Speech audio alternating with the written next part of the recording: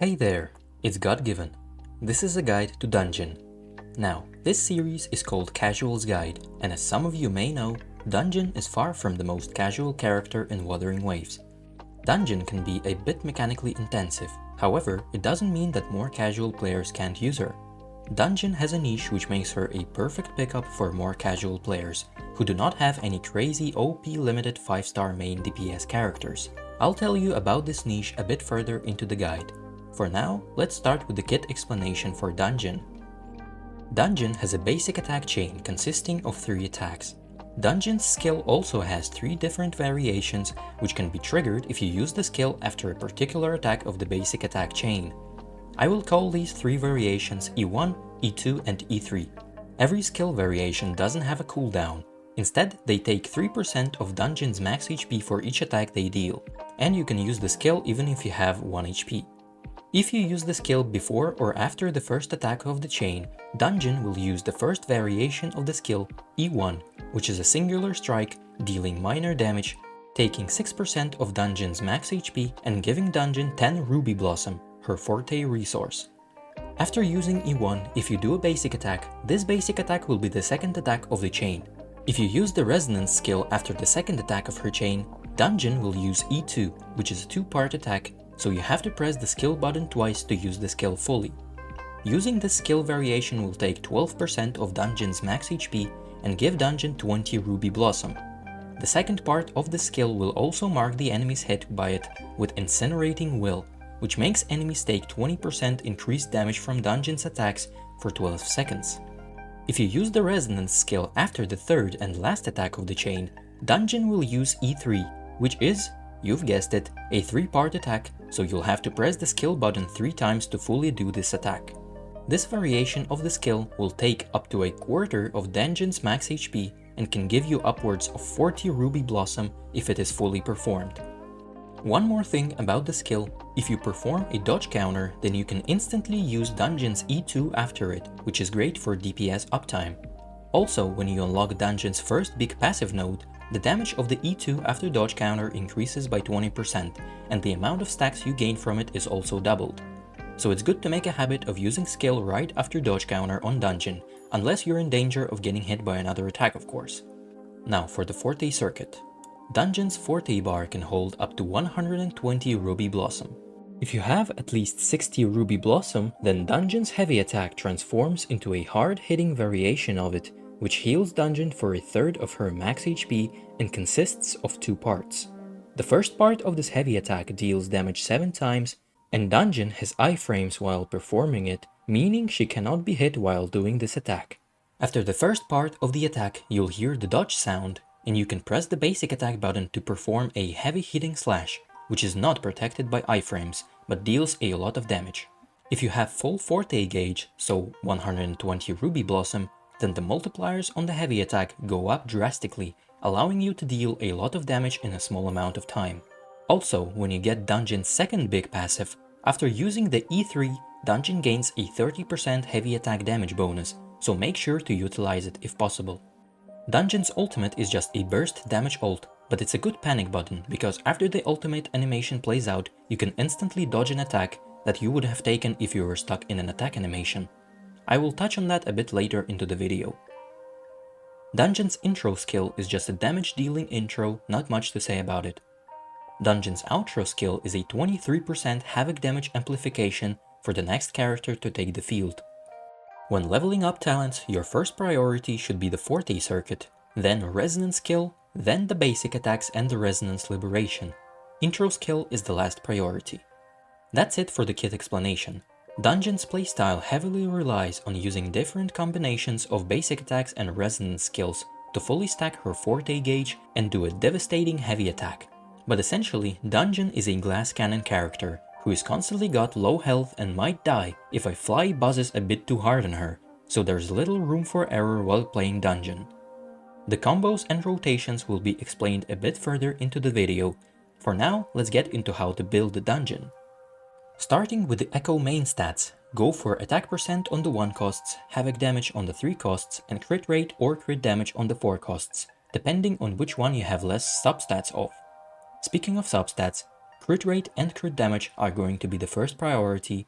After that come heavy attack damage, attack percent and resonance skill damage. Then the basic attack damage and resonance liberation damage bonuses. Energy regen and flat attack are also nice to have. For the Echo set, Sun Sinking Eclipse 5-piece is going to be the best option for maximum damage possible.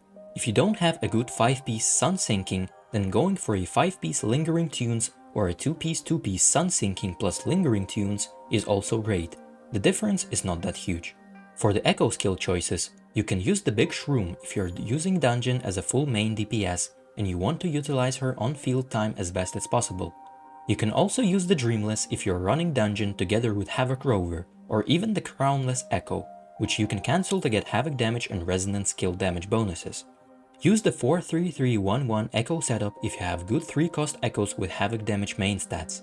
If you don't, then a 4-4-1-1-1 Echo setup is also fine. Now for the weapon choices. The standard 5-star weapon Emerald of Genesis is Danjin's best in slot. The second best option as of now are pretty much all the 4-star weapons with attack percent substat, those being Commando of Conviction, Lunar Cutter, Lumen Gloss and Sword 18. If you don't have any 4-star weapons, then Sword of Night is also a solid 3-star option. Please note that Changli is coming soon, and her signature weapon is most likely going to be a great option for Danjin too. So if you're planning on getting Changli and her signature, then you might not want to spend resources on leveling up other swords, as you can give this weapon to Danjin too. That's it for the building part of the video. Now let's get into Danjin's combos and teams. To keep it short, the best rotation to get the full Forte bar and the benefits of Danjin's E2 mark is going to consist of 3 combos: E1, Auto, E2, E2, then E1, Auto, Auto, E3, E3, E3, then Auto, Auto, Auto, E3, E3, E3. After that, you use the heavy attack with full Forte and you are happy. However, in actual fights, this type of rotation is only viable if you have a huge damage window, like when a boss's posture is broken and he's chilling on the ground. So you shouldn't think much about doing this exact combo every time. After you get some experience playing Danjin, you'll just start getting a feel as to when you can do which combos.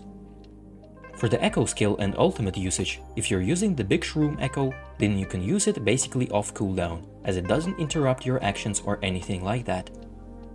If you're using the Dreamless, then it should be used at the end of your rotation, because you can use the Echo skill and swap out. The Dreamless will still finish the whole attack.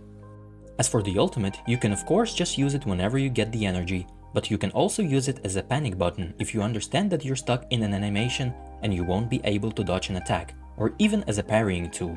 This brings me to Danjin's niche. In my opinion, Danjin is one of the best units in the game to clear the harder bossing content, that being the hologram fights and the Tower of Adversity bosses. Obviously, you won't be able to use her to beat enemies who are resistant to Havoc, like Crownless or the Heron, but all the other bosses are quite great to be fought with Danjin. With Danjin, you are rewarded by playing very aggressively, and sometimes in the boss fights, you simply cannot allow yourself to be aggressive, as there are attacks that you need to parry and other characters don't have as much flexibility to cancel their attacks in order to get a proper parry off. With Danjin, however, you are constantly attacking, which makes the parry timings a lot easier to handle. That is why I think Danjin can actually be great even for casual players. You still have to think while fighting, of course, but your parry timers don't have to be as precise with Danjin, especially if you're in your E3 animation.